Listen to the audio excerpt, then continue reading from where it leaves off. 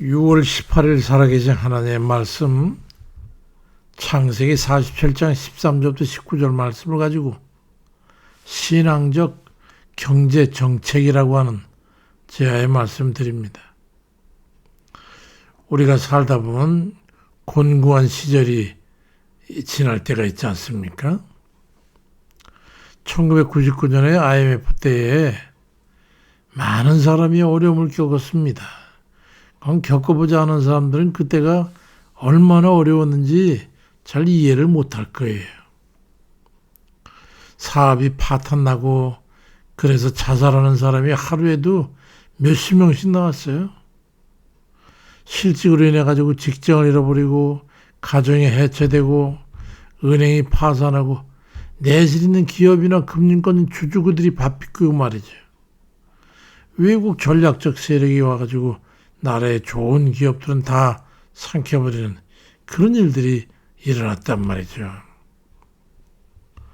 가정에 있는 금부치들을 다 백성들이 나와가지고 팔아 그거 가지고 나라의 정치 예산을 좀 늘리고 말이죠. 저주된 저금들이 다 줄어들어가지고 삭감되고 기름을 전략하고 하면서 세계 역사상 정말 유례가 없는 그건 단기간 내에 IMF 경제 위기를 벗어나게 됐었죠. 참 그건 기적이었습니다. 그렇게 해서 세계적인 찬사를 받긴 했지만은 나중에 보니까 나라의 경제가 껍데기만 남고 유력 기업과 금융권 다 무너지고 카드 남발로 인해 가지고 신용 불량자들이 양산해냈고 지하철이고 거리고 노숙자들이 넘쳐났어요. 소비가 정책적으로 늘면서 오히려 위기 이전보다 씀씀이가 늘어나가지고 젊은이들의 경제의식이 망가지고 그런 바람에 현재의 나태의식과 일은 하지 않고 공짜만 바라는 그런 돌이킬 수 없는 정신적 퇴폐를 가져오게 됐던 거예요. 그러니 한 나라에 이끌어간 지도자가 얼마나 중요한지를 다시 한번 생각하게 됩니다. 근데 지금 요즘 이 나라가 지금 그 짝이 났습니다. 근데 성경에 보면은 그와는 반대의 정책을 시행해가지고 한 나라를 건져낸 사람이 있어. 나라의 경제 정책을 보면 그 나라의 장래를 얘기할 수가 있지 않습니까? 오늘 보면 창세기 47장 13절에 보니까 기근이 더욱 심해서 사방에 먹을 것이 없고 애굽 땅과 가나안 땅이 기근으로 황폐해졌다고 하는 그런 말씀이 기록되어 있어요. 요셉 당시에 애굽의 경제위기가 얼마나 정말로 위험했는지 오늘날의 우리나라 이 경제상보다 더 어려운 그런 시점이었죠. 창세기 41장 1절부터 7절의 말씀에 보면은 바로가 아름답고 살제 7 암소와 화려한 다른 7 암소 꿈과 연이어서 무성하고 충실한 7 이삭과 가늘고 동풍에 말한 7 이삭 꿈을 꾸게 됐다고 기록되어 있어서 애굽 왕인 바로가 꿈을 꾸었는데 그 꿈을 갖다 요셉이 행해 보니까 7회 풍년 후에 7회 흉년이 들 거라고 하는 그 하나님의 계시라는 걸 알게 됐어요. 그로 인해서 이제 결국 요셉이 애굽의 총리가 되지요. 그렇게 해서 총리가 된 요셉이 편 정책이 바로 긴축 정책이었습니다. 그때 우리나라 IMF 정책하고는 정반대였죠. 그 결과는 우리가 알다시피 7회 풍년 후에 7회 계속된 흉년을 무사히 넘기고 모두가 다시 안정된 그런 삶을 살게 되었고 나라의 평정을 찾게 됐어요. 여기 우리에게 주시는 하나님의 권고가 있어요. 만약에 그때 우리나라가 IMF 경제 위기 때에 그 요셉까지 긴축 정책을 펴가지고 시간은 좀 걸렸을지라도 사람들이 경제의 거품을 뽑아버리고 성실과 전략과 절제 이런 사회적 삶의 선한 습관이 몸에 배게 됐다면 우리나라는 더 위대한 발전을 이룰 수 있었을 거예요. 근데 우리는 씀씀이를 늘리고 소비가 해결책이라고 홍보를 해가지고 카드를 남발하고 말이야. 한 사람이 카드가 10개씩 20개씩 가지고 있었단 말이야. 이리 빼서 저리 맞고 해가지고 소비는 잔뜩 늘어나고 금리나까지 생활이 이런 바람에 그냥 경제 파탄자와 신용불량자들이 양산하게 되고 그로 인해서 노숙자가 넘쳐나게 되고 아예 놀러와서 지금까지 몇십 년을 노숙자 생활을 끝낸 사람도 있어. 거기다가 전략과 자력갱생의 노력은 없어지고 없으면 국가에서 다 지원해주고 하는 것으로 알고 습관이 들어가지고 이제는 돌이킬 수가 없어요. 웬만한 일은 안 합니다. 손도 안 돼요. 기름칠 절대 안 합니다. 놀고 먹는 거지 근선이 머릿속에 박혀가지고 지금은 알바나 할지언정 절대 취업을 해가지고 하지 않습니다. 왜냐하면 그 젊은이 취업 그 수당을 타기 위해서 말이죠. 그게 얼마나 많이 주는지 그것만 가지고 한 달 충분히 살고도 남는데 누가 일을 하겠냐 이 말이죠. 이 거지 근성을 가진 비굴한 백성을 어떻게 충족시킬 수 있겠습니까? 지금부터 3,500여 년 전 훨씬 전에 있었던 국가적 어려움을 갖다가 슬기롭게 얘기한 요셉의 지도력은 정말 위대한 것이라고 아니할 수가 없습니다. 요셉의 정책은 아주 가혹한 긴축 정책이었어요. 심지어 국가에서 현대도 용인이 안 되는 매점매색 사재기까지 시행했어요. 인기와 영합하지 않고 백성 근면 전략의 정신을 정착시키고 성실과 일에서 축적하는 그 노력으로 살아야 한다고 하는 그런 의식을 백성에 심어주고 정착시켰어요. 요즘 우리나라 또 퍼주기식의 추경 예산을 편성하다고 그러잖아요. 뭐 몇십조 원을 또 퍼버서 수십만 원씩 국민들에게 상품권을 줄 모양에 현금을 주는 것도 아니고 그러니까 써야 되는 거예요.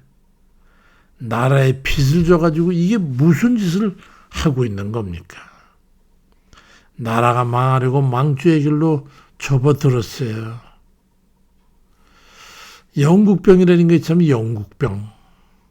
모든 것을 국가가 다 해결해주고 거지들 다 먹여 살리고 무직자들 먹여 살리고 세계 최고의 복지국가라고 하는 칭호를 얻을 만큼 모든 게 다 국가에서 들어줘야 되는 막무가내 국민욕을 다 들어주다 보니까 칭호는 얻었을지 모르지만 망국의 끝에 가 있었어. 이제 영국이 망한다는 소리가 공공연히 나왔어.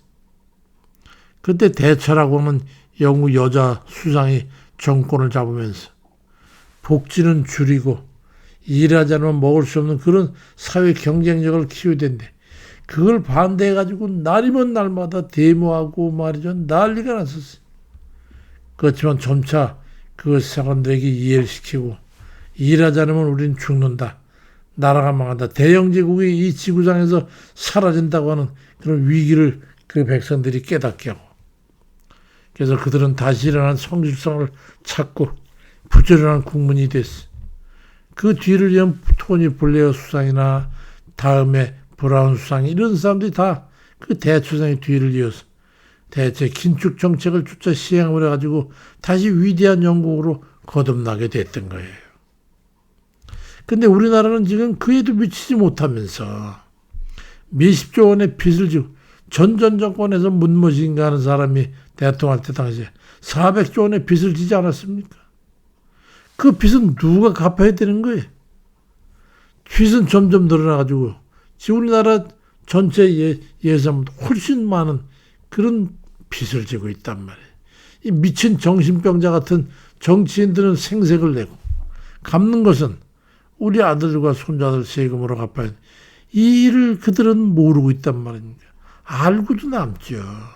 그렇지만은 당장에 얼굴 생색내고 사람들 마음을 훔치기 위해서 그러는 거란 말이에요.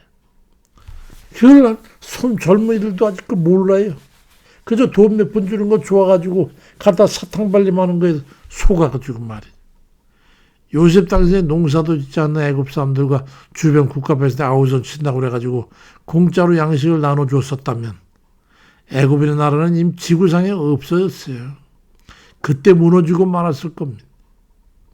정당한 대가를 통해서 7년의 기근을 버틸 수 있었기 때문에 그들은 일하지 않아서는 안 된다는 걸 알고 흉년이 끝나자마자 그 광막한 사막 같은 그 땅에 강물을 퍼다가 부으면서 농사를 짓고 다시 열심히 일을 해가지고 그 나라를 지탱해 나갈 수 있었던 거 아니겠어요? 우리도 IMF 경제위기 긴축 정책을 폈더라면 지금의 과소비는 그때 아마 고쳐졌을 거고 젊은이들의 공짜의식과 일하지 않고 놀고 먹자는 거지근성을 가진 그런 사회관념은 생기지 않았을 거예요. 우리는 원래 조선시대 때부터 이 거지근성을 가졌던 백성 아닙니까? 없는 백성들 쥐어짜던 양반들 때문에 지금이 똑같이 그걸로 금방 돌아간 거예요. 위대한 대통령들이 정치하던 그때 우리가 한번 잘 살아보자고 우리도 한번 잘 살아보자고 구호를 아침마다 확성기 틀어놓고 일찍 일어나서 허리 뚜잘 매고 열심히 성실하게 정직하고 이 일을 그렇게 했더니 우리 자손들과 우리들 잘 먹고 잘 수 있는 기틀을 마련할 수 있었던 거 아니겠어요? 근데 이제 와서 그것을 갖다 다 갉아먹는 이런 바구미 같은 나들이 정치를 한답시고 들어서 가지고 나라를 흔들고 있어. 요즘 우리나라 보면은 가히 병적인 상태에 빠졌다는 걸 느끼게 될 거예요. 아직도 그걸 느끼지 못하는 사람은 정신병자죠. 어머니는 파출부로 있고 아버지는 아파트 경비로 있는데 자녀는 유학생 가정에 있어요.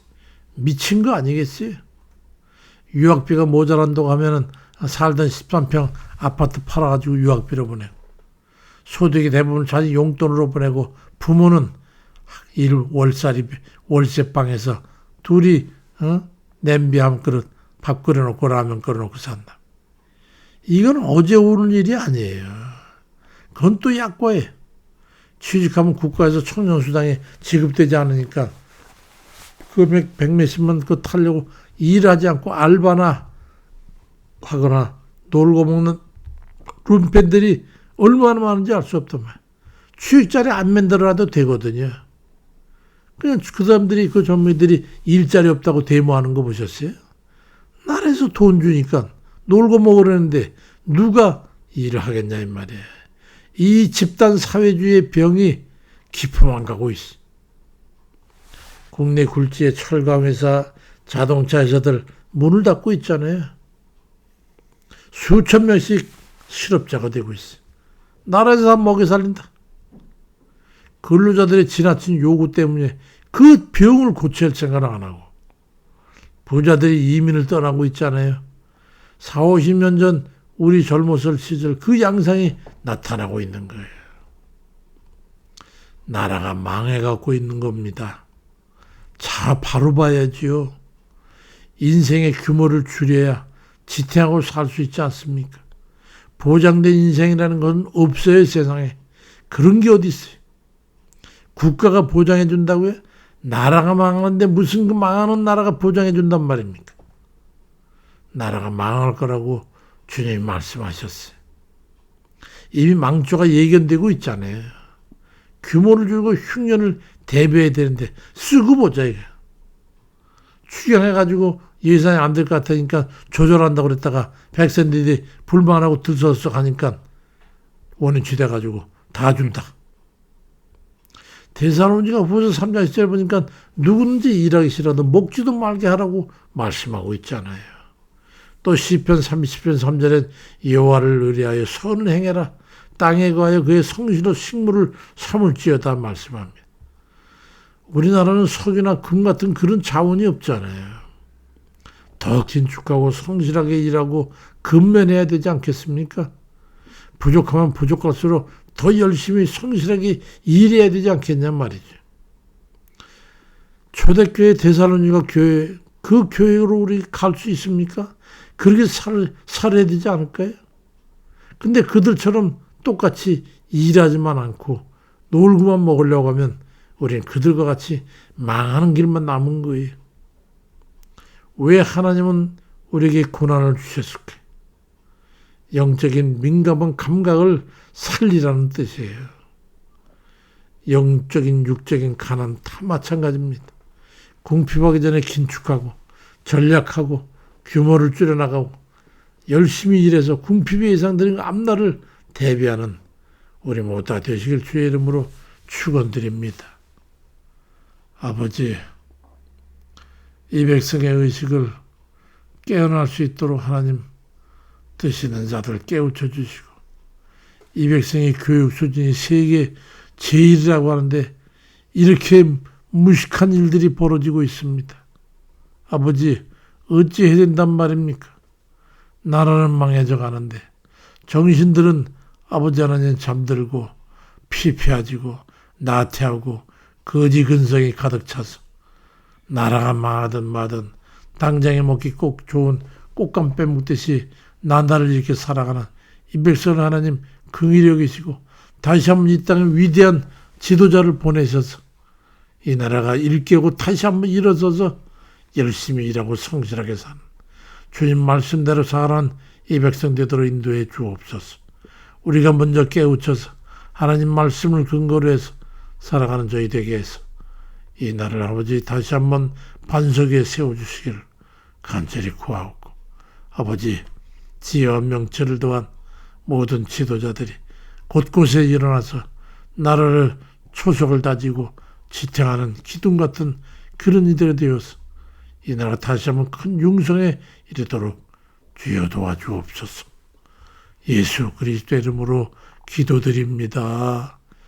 아멘입니다.